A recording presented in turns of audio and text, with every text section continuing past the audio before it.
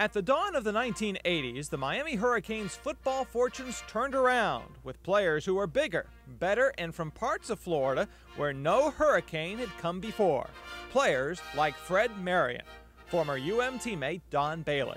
Fred is from Gainesville, and I mean that's what makes it wonderful. And you're talking about a time when it was not a situation where many people at all anywhere around Gainesville considered the University of Miami, and Fred came down from Gainesville and made an impact, and that's one guy that jumped about 10 levels every time we played the University of Florida. There's nothing he liked more than beating the University of Florida. He's under pressure, a wobbly pass, and it's short, and it's picked off by Marion at the 28-yard line, and Freddie is dropped out at the 30. In 1980, Marion led the Hurricanes with 7 interceptions and was the team's second leading tackler. But his steadiness on the field was the glue that held a maturing Miami defense together. Former Canes defensive coordinator Tom Olivadotti.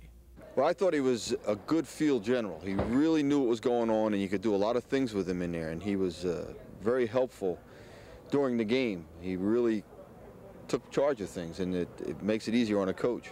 Then in his senior season of 1981, Marion was a first-team All-American as the Hurricanes posted a 9-2 record and came up with the game-saving interception against number 1 ranked Penn State.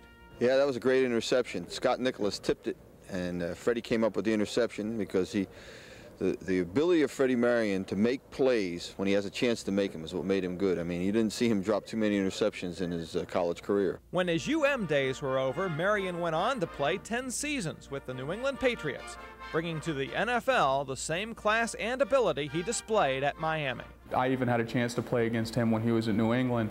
And the same Fred Marion. When we would watch films about New England's defense, they would say, hey, this is Fred Marion. He's not going to make any mistakes. He's going to make a play on the ball. As good a defensive back as he was an All-American, and he was a 5th-round draft pick by the New England Patriots.